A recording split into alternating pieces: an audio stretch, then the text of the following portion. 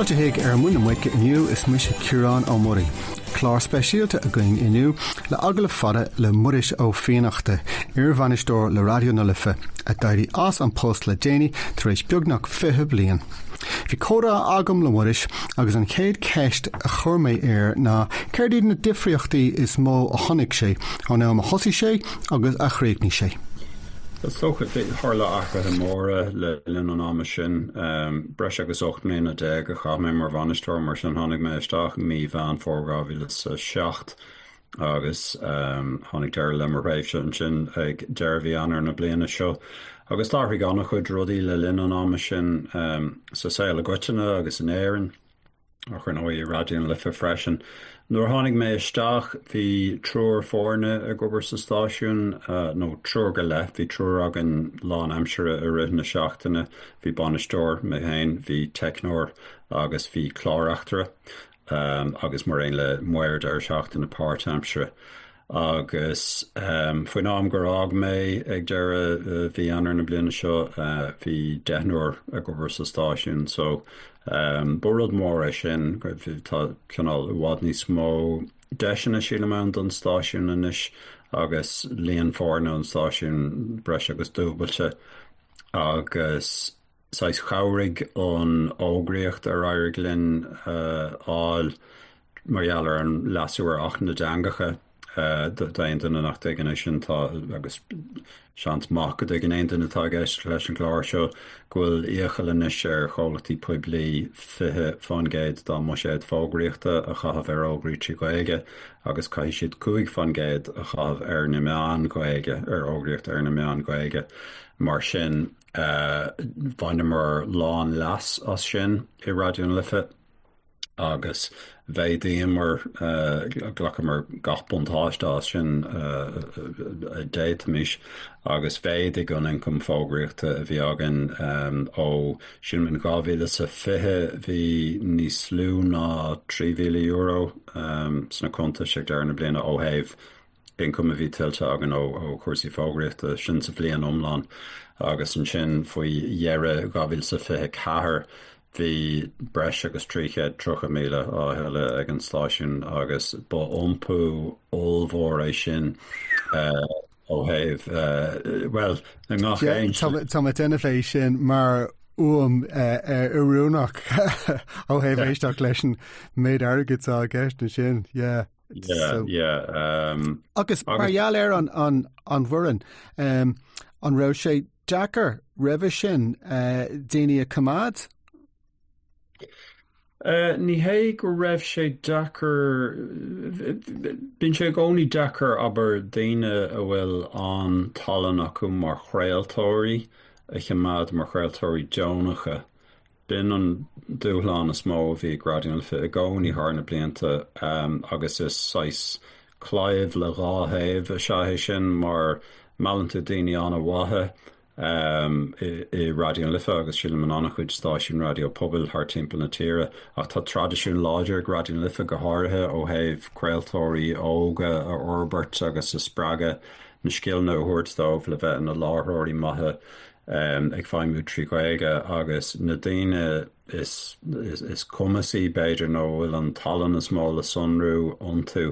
Tarlíonn sé go minic go bhfuil siad poist in RTE in TG4 ar na meán eile agus nuair nach bhfuil tá sé go mac bhfuil an chinné deonach sin a gcónaí go láidir I Raidió na Lifa ach an taobh diúlteach faoi ná nuair nach bhfuil íoceacht le daoine go mbogann siad a raig go stáisiún eile áit go bhfuil íoceacht le fáil acu. Mar de le buil fórne ní dhearthann gur bhéh deacrat is mó na daoine maithe a chumad ach dóthain acu a bheith agan. Mar sin mar a dearan bhí trúr agan lán aimsire a feadh tamil ada agus I gad tá an chuid is mó don na daoine sin sais tar éis fannacht leis an stáisiún ar nó tagan agus imíon daoine ach an mar dearm an deacrat is mó ná díreach cóir leis an líon fórne ach dairigh linn le blianta beaga nuas mar a dearm é sin a bheith go substantiúil agus tású le go leanaí Raidió na Lifa á dhéanamh sin blianta tá amachráin. Agus becheart a bheith anna bróúil as do blianta ann. I mean, rinn tú jobden go agus is, cai mé é sin rá, bhí mé sé ann fadó agus, tá anna gom orta agus an job a bhí tú denmh, but tuigim freisin agus, taobh hir den bród sin agus den jobden go rinn tú. Is post Jackar é, I do bhainisteoir. So, conas a rá tú an ann lábh seáil na héalamh agus an tólach Aibreáin agus gachrúd a bhí ar siúil an tom go léir. Cai go raibh sé ó an go hóm, a chur fear bhrúirte. Bí, bhein gin sin breige damara nach nadmhain an méid sin agus mar a higann tú hain mar bhainisteoir stáisiún go háirthir stáisiún radio poblbal nuair tá tú ag strachailt gan achfaní tá tú géirí sin má tá tú ag gobar san airnáil radio poblbal tá tú a dhéanamh mar eala gúil de chríosteigh sa rud atá dhéanamh ag an stáisiún. Níl tú gobar san airnáil seo má tá tú dúrcha géirí airige de hiile. Tá tú san áit bhí cheart. An rud a bhil mise I dro Raidió le gcónaí ná gúilm se passionanta faoin Gaeilge, tá passionanta faoi ábhar maltach co-amsere atá rúnach de chách a bheith ar fáil trí Gaeilge, agus haintse sin go mór am a gcónaí faoi Raidió le an tábhar bhí le clúisteáil na gcóhanna agsúla bhí le clúisteáil in Gaeilge ach ábhar co-amsere a bhí mar is all detain ó de ré le Raidió le a bhí an ábhartha do gcuoine bhí atá ina gcónaí am lear clia. Agus chreid méid go láidir sa vision sin a bhí ag Raidió le atá ag an stáisiún agus le linn na leihananta deacra nuair a bhíon brú olmhór agus crácraí I gceist leis an bust mar bhainisteoir. Is tócha gur sin a chimadan tú ag dul nuair chuimhníonn tú gur sin an spruc agus ghuiil sé á bhaint amach fiú le linn na leihananta deacra chimadan sé sin a gimach tú. Yeah, gan áras. Agus ó thaobh an taobh dearfach, ceir iad na rudaí a bhain tú an méid is mó soltas nuair a bhí tú an? Well, cai mé rá gur hain sé chomór sin lom búla le daoine nua a rihan ama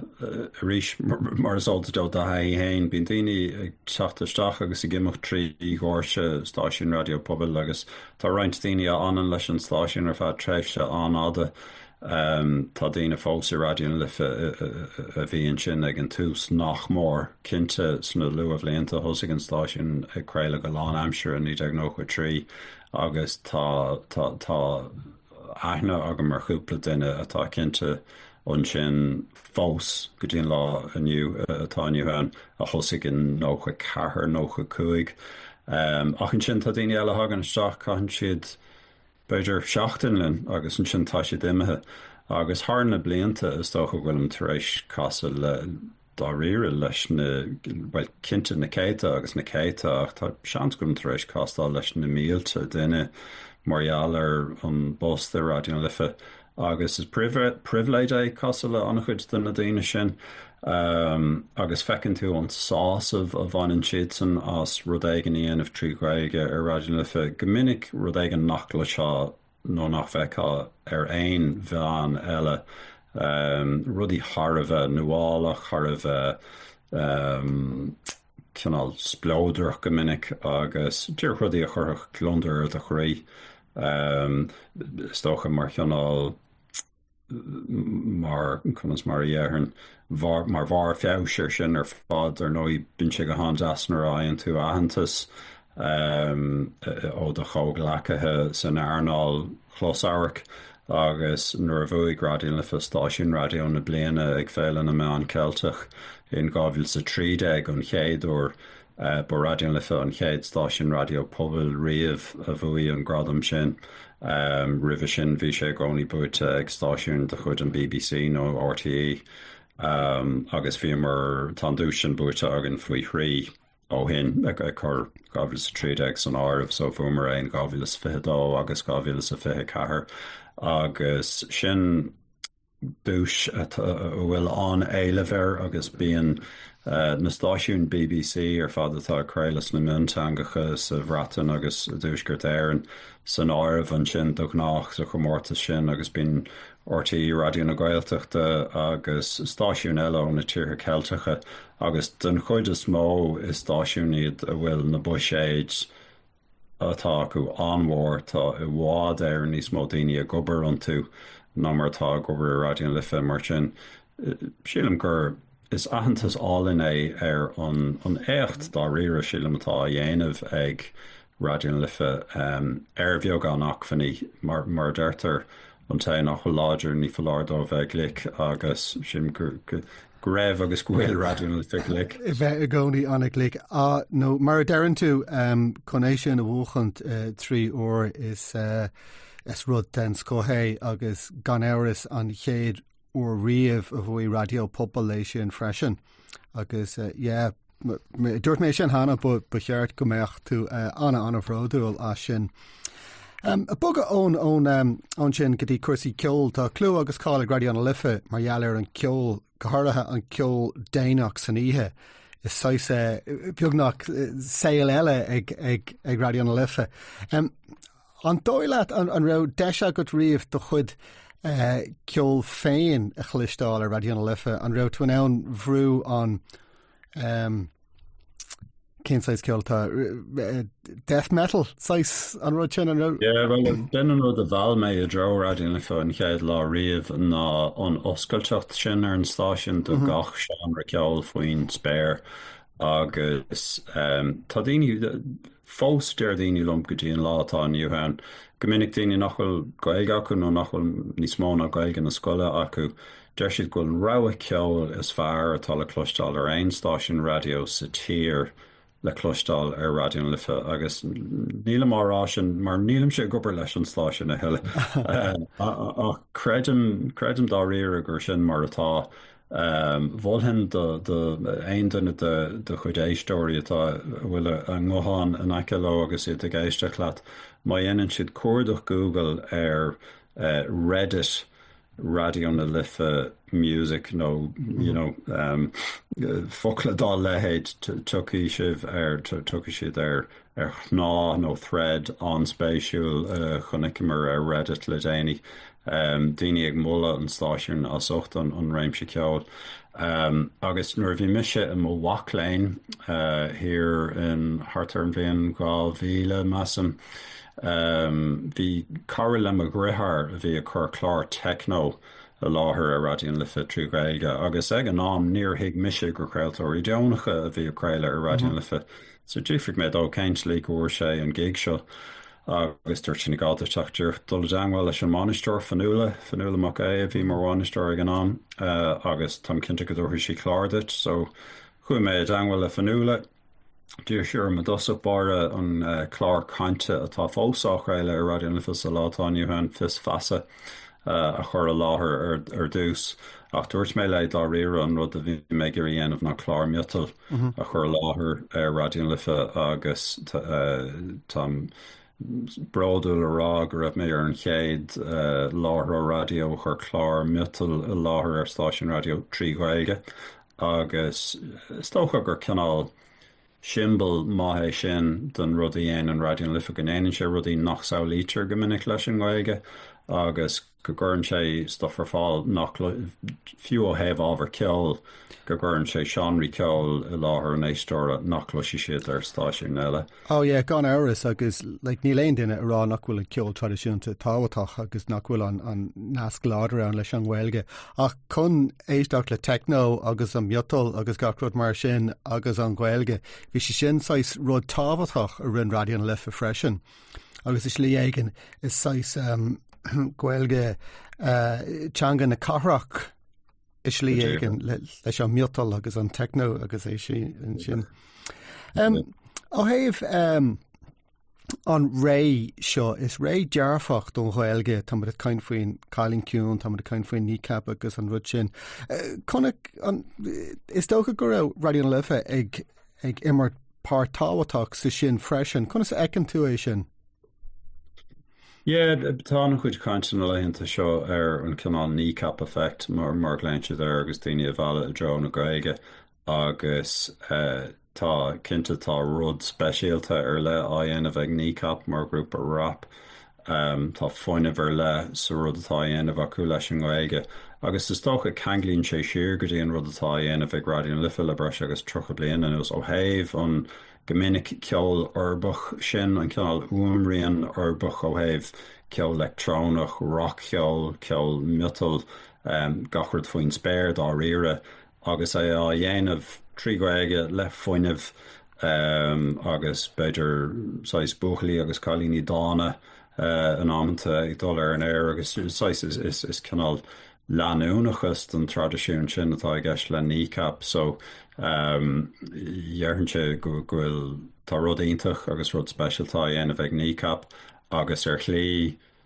hí a lehéad céine á dhéanamh ag Raidió Lifa agus ag Gaeilgeoirí na hardcharach más mé le tamil fada mar deir tú féin ar nóid an ceol tradiisiúnta nasca leis an Gaeilge a gcónaí agus an tábhachtach agus ceol ar an seannos agus gachard eile ach ní gá gur go mefa de sais landtóir a cheol tradiisiúnta le bheith do Gaeilgeoir nó le Gaeilge úsáid nó le bheith nasca le pobl na Gaeilge agus sin ceanna rudí speisialta faoi Raidió Lifa gcónaí ná gur chuir sé an teachtar sin aniuil gur rí thoiléir mar sin is tócha bhí sé dhéanamh ag Raidió Lifa so raibh sé dhéanamh ag kneecap. Bhfuil the ceist eile a chomhirta agus am go chéile tríd na blianta bhí mis agus tusa i plééis sin ach ó thaobh an caighdeán na Gaeilge ó thaobh an teanga féin.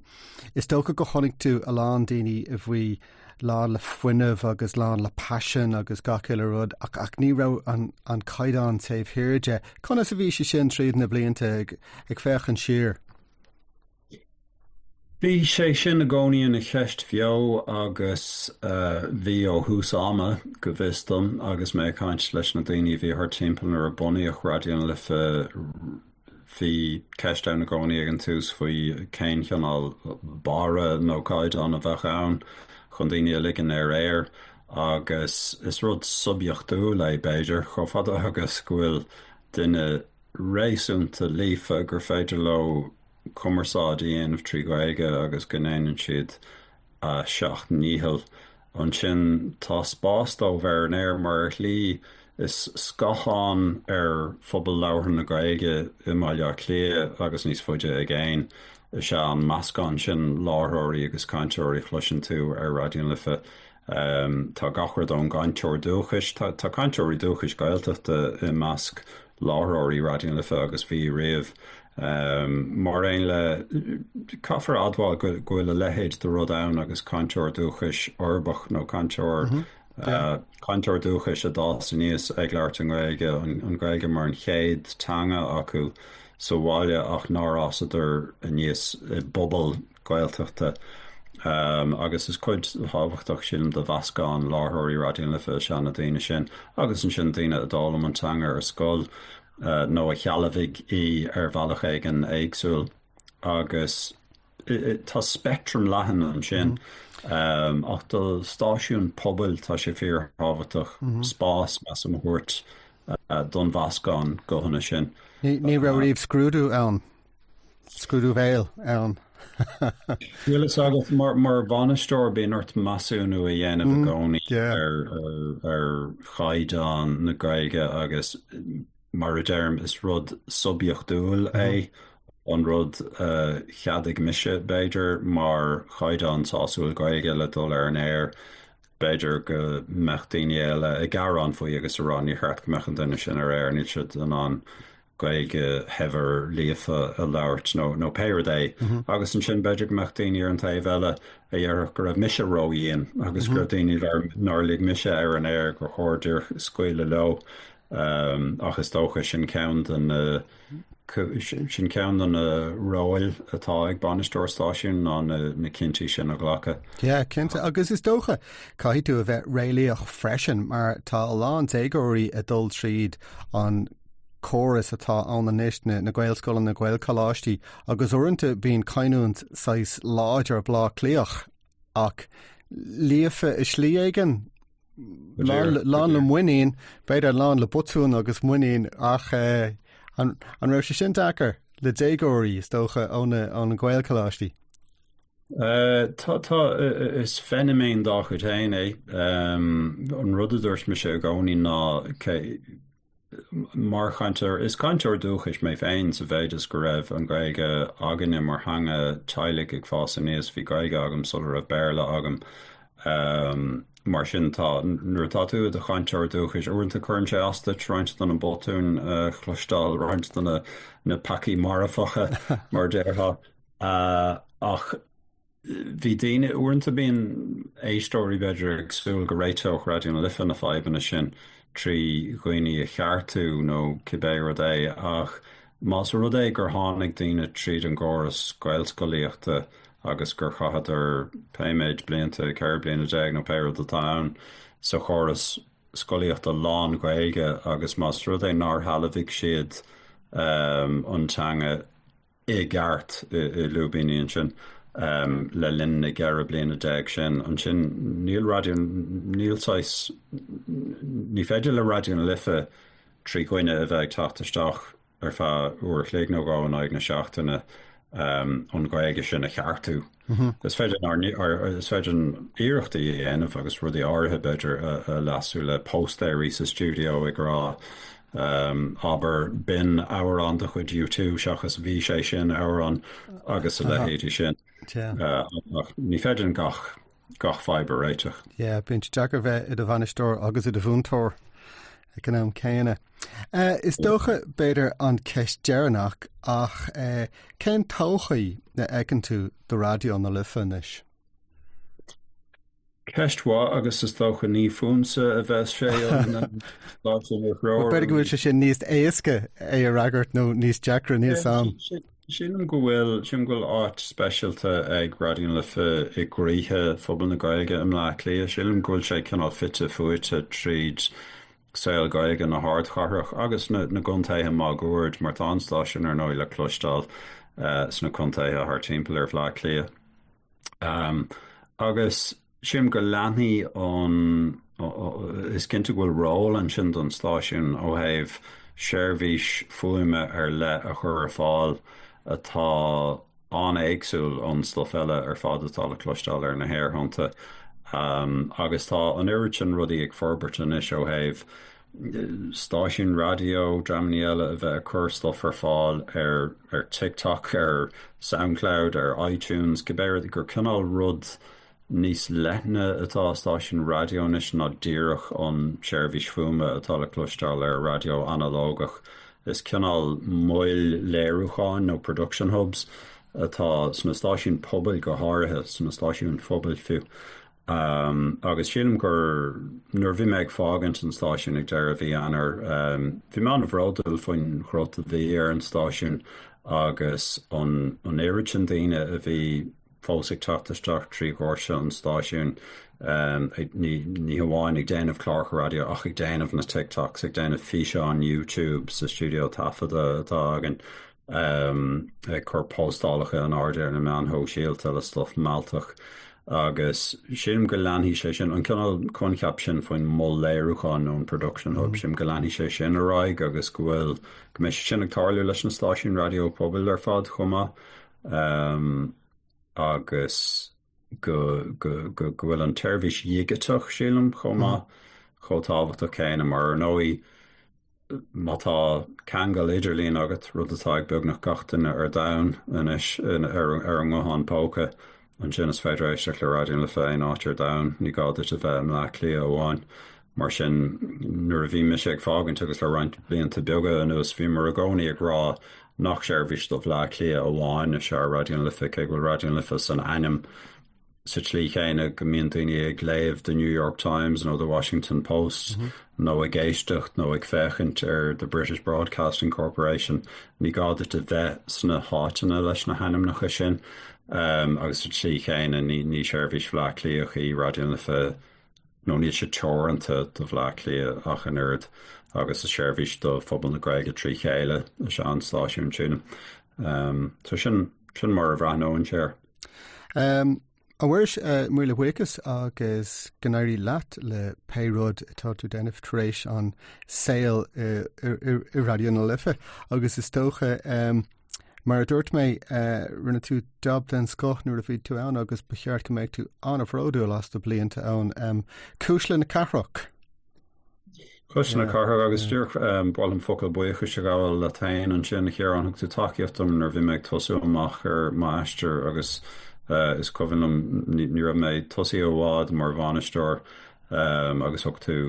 cúpla focail moltachtam chun mé cheimad ag dul beidir roinnt an a leitheanta sin nuair bhí rudaí an dechar mar sin mo bhuichas le tain agus le mo chumrádathe san airnáil radio pobl a hoci go mór lomsa agus sílim a hocinn lena chéile agus sílim go rudaíonnta clúach for éis sin faoin airnáil radio pobl chumá. Muiris le Raidió be me a deagháil arís.